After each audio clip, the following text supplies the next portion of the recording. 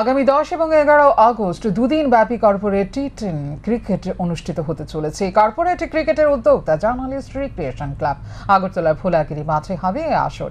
এতে অংশ নিয়েছে 8টি দল। প্রথম দিন হবে 4টে কোয়ার্টার ফাইনালের ম্যাচ, পরের দিন হবে 2টো সেমিফাইনাল এবং ফাইনাল ম্যাচ। ফাইনাল ম্যাচে উপস্থিত থাকার জন্য আমন্ত্রণ জানানো হয়েছে স্কুল অফ সায়েন্সের অধ্যক্ষ অভিজিৎ ভট্টাচার্য, ত্রিপুরা ক্রিকেট অ্যাসোসিয়েশনের সম্পাদক Subrata Dey, DIC Tripura police Krishnendu Chakraborty, Agartala press ক্লাবের সভাপতি এবং সম্পাদককে।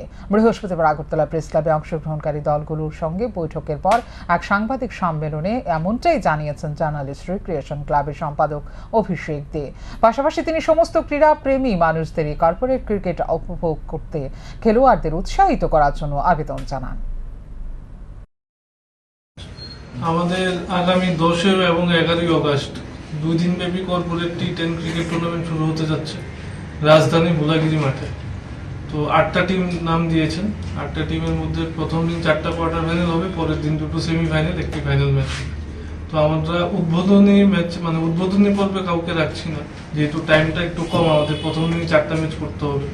ফাইনালের দিন আমরা আমন্ত্রণ জানিয়েছি স্কুল অফ সায়েন্সের প্রিন্সিপাল শ্রী অভিজিৎ ভট্টাচার্য মহোদয়, আমন্ত্রণ জানিয়েছি ত্রিপুরা ক্রিকেট অ্যাসোসিয়েশনের সচিবকে, আমন্ত্রণ জানিয়েছি কৃষ্ণেন্দু চক্রবর্তী ডিআইজি ত্রিপুরা পুলিশ, এবং আমন্ত্রণ জানিয়েছি আগরতলা প্রেস ক্লাবের সভাপতি এবং সম্পাদক মহোদয়।